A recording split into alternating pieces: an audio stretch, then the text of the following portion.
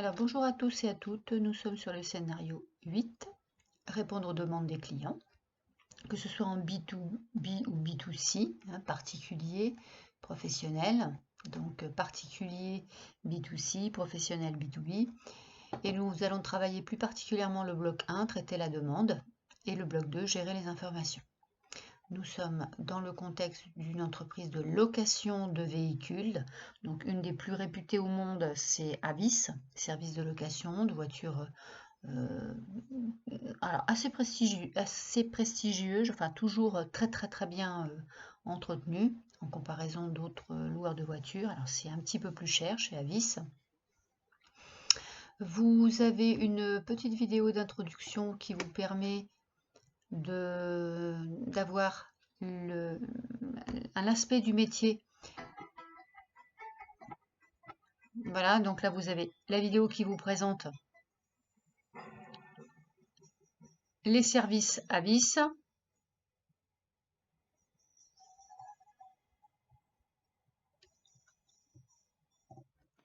Donc bien sûr, vous allez visionner cette vidéo jusqu'à sa fin. Vous verrez un petit peu ce que propose un agent d'accueil Avis. Ensuite, le travail à faire, c'est après avoir recensé, alors attention, je vous demande de corriger ici, c'est pas ER mais un E. Donc vous, après avoir recensé les ressources d'information, externes ou internes, on va pouvoir effectivement répondre aux questions des clients. Alors, les questions des clients, pour pouvoir y répondre, il y a une première mission qui est d'identifier bien sûr les sources d'information. Donc, avant de pouvoir répondre aux clients, vous allez sur le site de Avis, donc ici, et vous aurez sur le menu, dans le haut de votre écran, un certain nombre d'informations qui vont vous permettre de répondre aux questions. Alors, je reprends ici les questions. Un premier bandeau. On vous demande pourquoi, à votre avis, on parle de confiance, réservez en toute confiance, prenez la route en toute confiance. À votre avis, quelle est la signification de ces deux bandeaux? Pourquoi on met en avant ce mot de confiance? Par deux fois.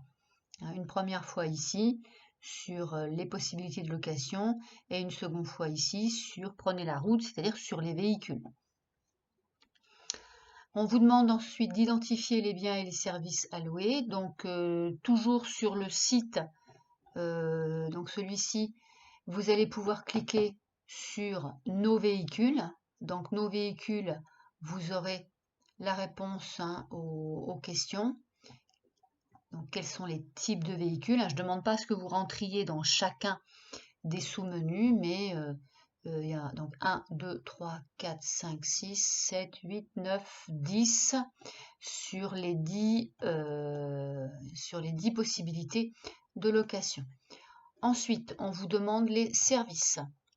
Donc là, encore une fois, il y a 3, 6, 7, 8, 9, 10, 11. Il y a 11 services qui sont disponibles. Et ensuite, la question vous demande de rentrer un petit peu plus en avance dans les produits additionnels. Quels sont les produits additionnels, les services complémentaires que l'on peut trouver chez Avis? Ça va être les sièges enfants, le Wi-Fi, le GPS, bon, etc., etc. Je vous laisse consulter bien sûr le site. Ensuite, une fois que vous avez répondu à ces trois questions, on vous demande votre avis. Ces services sont-ils réellement utiles? Pourquoi sont-ils proposés aux clients? Qu'est-ce que ça apporte en gros? Quelle est la valeur ajoutée? Ensuite, question numéro 4. Vous allez donc lire le document qui vous est proposé ici. Et on vous demande quels sont les documents obligatoires pour que le loueur et le locataire puissent s'entendre, puissent faire affaire. Donc, que doit demander le loueur et que doit apporter le locataire comme document?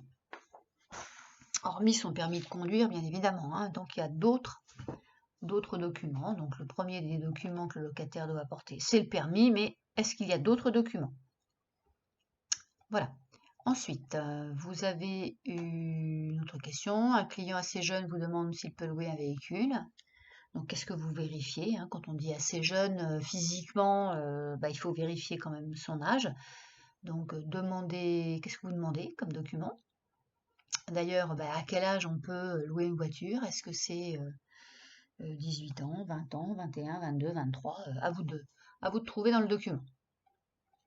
Ensuite, pour la mission numéro 2, vous traitez la demande du client.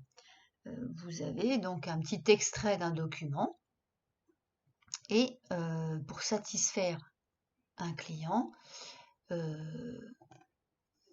le consultant Grégory Coste, qui est un consultant en marketing, vous donne 15 exigences à suivre pour, je dirais, satisfaire un client en matière d'accueil multicanal. Ensuite, vous avez des questions. Identifier les exigences. Alors, par exemple, ici, quel que soit le canal, je peux établir un contact sans attendre. Est-ce que c'est l'exigence numéro 10, un discours? Est-ce que c'est l'exigence numéro 4, la transparence? Est-ce que c'est le respect de mes données personnelles? À vous de trouver parmi toutes ces exigences laquelle correspond. Ensuite, vous avez ici une cliente qui essaie de louer un minibus. Donc elle veut louer un minibus, elle veut donc vous allez sur le site et vous essayez de trouver quel est le donc bien sûr vous avez ici les tarifs qui vous sont proposés, mais elle veut un siège bébé pour un enfant de 16 kg et un réhausseur pour un enfant de 20 kg. À vous de trouver le tarif et de l'aider, voilà, à utiliser le site. Donc, donner les informations principales et le tarif qui correspond. Un autre client, Monsieur Linger, un client professionnel habitué, a besoin aussi d'une demande particulière. Lui, il ne vaut que des SUV français. Donc, il part à Madrid, bon, etc. Je vous laisserai lire. Donc, parmi tous ces SUV, lequel allez-vous lui proposer? Voilà. Alors attention, hein, il a des demandes très très très précises. Ensuite, on va faire un petit rappel du son cas E. Hein. Je vous rappelle que le dernier E, c'est le E de écologie. À vous de remettre dans l'ordre de la méthode son casse. Ensuite, un petit rappel sur les motivations. Alors, grosso modo, je vous demande de vous replonger dans les fiches méthodes que j'ai déjà données et de vous replonger dans vos cours de seconde. Ensuite, les freins. Donc, quels sont les freins que l'on peut rencontrer en matière commerciale? Alors ça, je sais que les élèves qui étaient en 2 MRC3 l'ont vu avec moi et je sais que les autres l'ont vu aussi. Ensuite, vous avez ici les conditions pour un conducteur additionnel, le travel partner, le GPS à vis et le Wi-Fi mobile.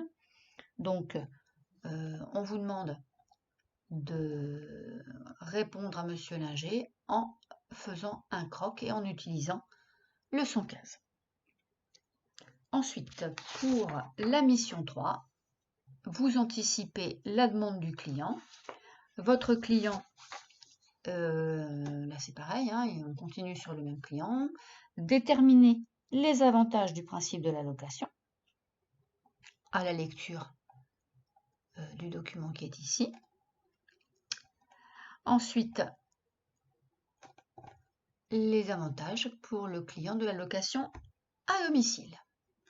Voilà, donc là il y a 3 questions. Les avantages pour le client de l'application mobile, pourquoi c'est intéressant de télécharger l'application, le principe de la location à domicile et les avantages.